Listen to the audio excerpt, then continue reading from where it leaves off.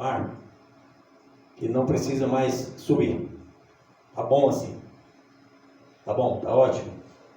Eu faço meu culto de manhã, eu faço à tarde, eu trago minha família para a igreja, eu vou sempre para a igreja, eu estou lendo um bom livro.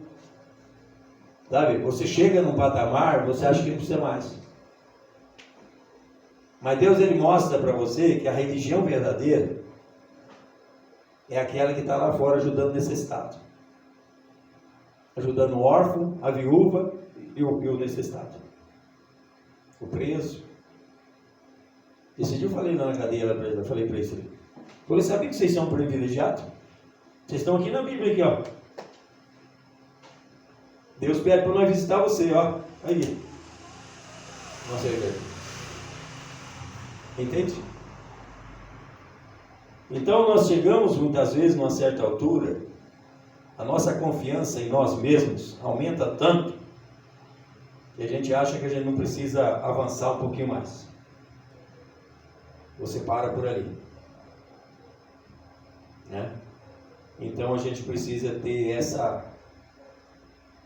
esse senso de urgência da obra de Deus, esse senso de responsabilidade com as coisas de Deus, esse compromisso que nós temos que ter com as coisas de Deus, assim como você tem compromisso com a sua comida, com a sua bebida, com o seu trabalho. Nós tivemos uma pessoa que não foi uma vez na semana de oração, na Semana Santa, não foi uma vez, Marcelo, nem um dia, está doente, vai para trabalhar, não perdeu um dia de trabalho, não perdeu um dia de trabalho, mas para ir na Semana Santa estava doente. Então esse excesso de confiança que você chega é muito perigoso. Nós nascemos aprendendo, põe na tua cabeça, nós nascemos aprendendo e vamos morrer aprendendo. Então nós precisamos nos envolver.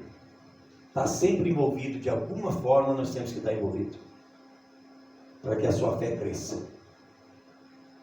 Olha o que eles fizeram no Getsemane, no capítulo 36, verso 36. Em seguida foi Jesus com eles a um lugar chamado Getsemane, e disse a seus discípulos: assentai-vos aqui, enquanto eu vou ali orar. E levando consigo a Pedro e aos dois filhos de Zebedeu, Tiago e João, começou a entristecer-se e angustiar-se. Presta atenção na cena. Foi todo mundo, mas uma parte ficou aqui no comecinho. Jesus andou mais um tanto, deixou mais três.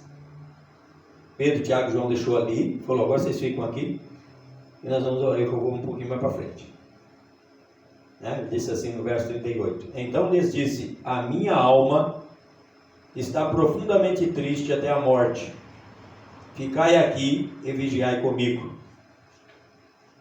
Paremos aqui, vamos comentar um pouquinho. Pare e pensa uma coisa. Por isso que Jesus disse: maldito o homem que bota confiança no outro homem. Porque certamente quando você precisar dele, ele não vai estar ali para te ajudar. Entendeu? Então uma das coisas na minha jornada, da minha vida, tanto no meu trabalho, em casa, na igreja, tudo que é lugar, eu aprendi a trabalhar com aquilo que eu tenho na mão. Não conto com os outros. Eu conto com o que eu tenho na mão. Porque certamente você vai se decepcionar.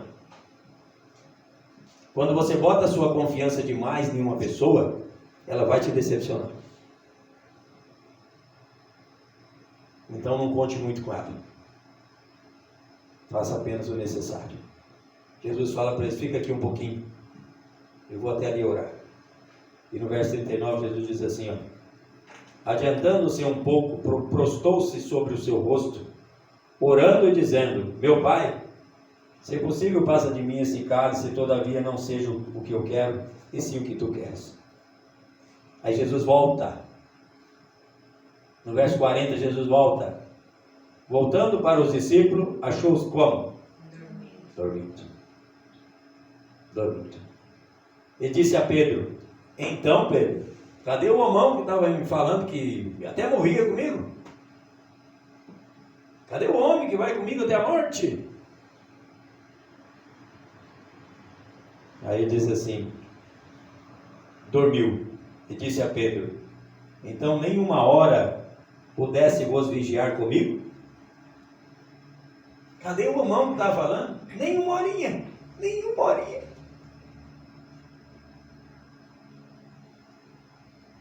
Ou seja, o culto começa às 7. Se eu for aqui até umas 9h30, 10 horas, você vai entrar em desespero. Você vai começar a se desesperar. Sabe por quê? Porque você não se programou para isso. E ainda você já vai começar a olhar no relógio, você vai começar a fazer não sei o quê. Você vai querer ir embora. Sabia disso? É assim que nós somos. E Pedro estava lá dormindo, de boa. Jesus lá sofrendo, angustiado, e Pedro dormindo. E Jesus então diz assim, verso 41, vigiai e orai, para que não entreis em tentação. O espírito, na verdade, está pronto, mas a carne é fraca. Pedro, será que você não entendeu ainda? Você pode estar com o seu espiritual forte, mas a sua carne, Pedro, é carne do pecado. É do pecado. Você nasceu em pecado. Entende, Pedro?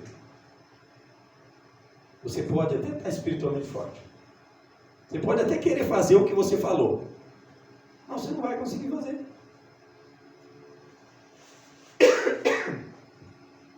E ele disse assim, tornando a retirar, orou de novo, dizendo, meu pai, se não é possível passar de mim esse cálice, sem que eu beba, faça-se a tua vontade.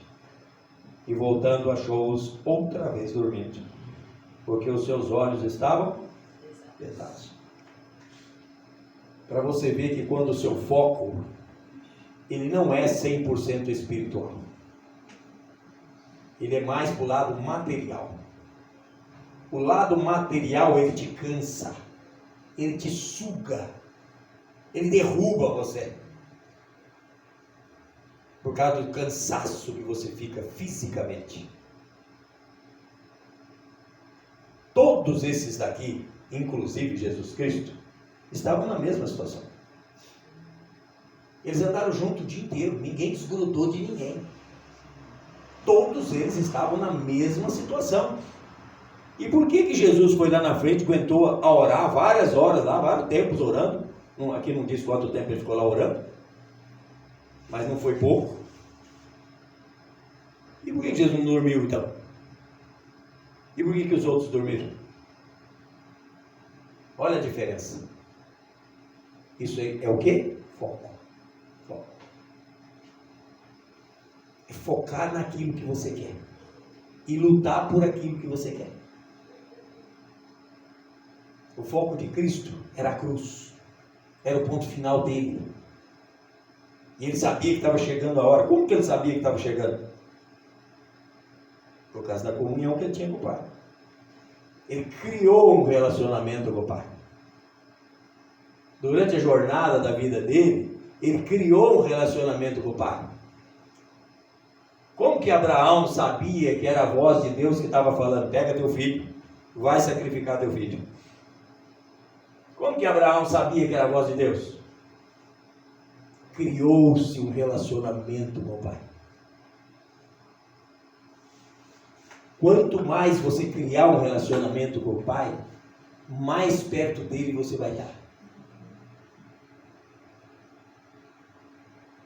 Os discípulos não suportaram essa situação, por quê? Porque o foco deles era outro. Simples assim. Eles estavam nem pensando em eternidade, mansões celestiais, ruas de ouro. Para eles não sei, nem que não estava na cabeça deles. A cabeça deles era Jesus ir lá, invadir Roma, pegar todo mundo, fazer um exército, e matar todo mundo, e tomar o reino, e parar de pagar imposto para Roma. Essa era a cabecinha deles. Entendeu? É igual você, quantas vezes trabalhar, trabalha, se mata, compra carro, casa, viagens e mais não sei o que lá mais. É isso aí, nossa vida é isso aqui. Talvez ainda não aprendemos a separar as coisas, fazer as coisas certinhas mesmo como deve ser. Fazemos ainda meio, tem um dinheiro aqui, eu vou me mandar, vou passear. Tem um dinheiro aqui, vou comprar outro carro.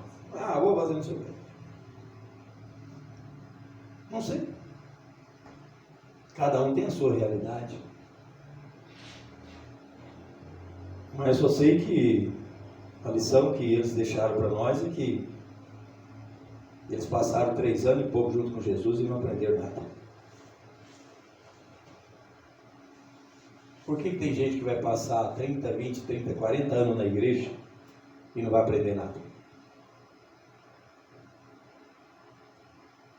Porque ele está aqui, mas o foco dele não é aqui. Já viu aquela história de missa com o corpo presente? O corpo está ali, mas só está o morto. Então nós temos que realmente ter esse foco. Por isso que Jesus fala assim, olha para mim. Olha para mim.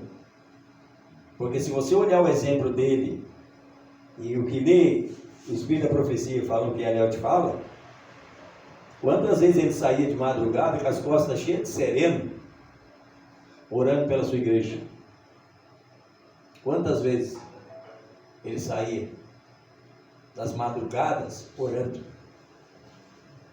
pedindo forças para o Pai, para poder, quando chegar a hora da aprovação dele, ele estar forte e superar. Essa semana do Calvário, eu percebi uma coisa. Para mim, que eu prego, era pregado o pé um em cima do outro, e o prego era aqui, né? Gravado aqui em cima do outro, assim, ó. Mas não é não. Era pregado aqui o calcanhar, aqui, ó. O prego era no calcanhar, ficava do lado da cruz aqui, ó. Era um pé cada lado. Atravessava o prego no calcanhar. Então você percebe a dor que era isso? Para você estar pronto para uma situação dessa, realmente você tem que orar muito. Você tem que esquecer esse mundo aqui 100%. 100%.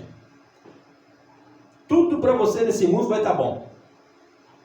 Se você tiver um carro, tá bom. Se você não tiver, tá bom. Se tiver roupa, tá bom. Se não tiver roupa, tá bom. Se tiver sapato, tá bom. Se tiver andar a pé, tá bom. E todo jeito para você vai estar bom. Você vai estar sorrindo, cantando e seguindo em frente. Amém. Você não vai reclamar da vida.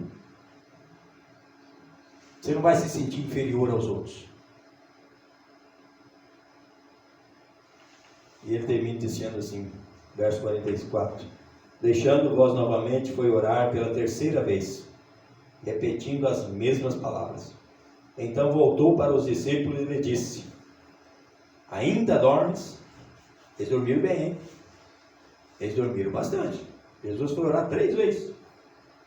E as 3 vezes estavam dormindo. Estavam cansados, hein? Mas Jesus estava na mesma cena e não estava cansado. Estranho isso, não é não?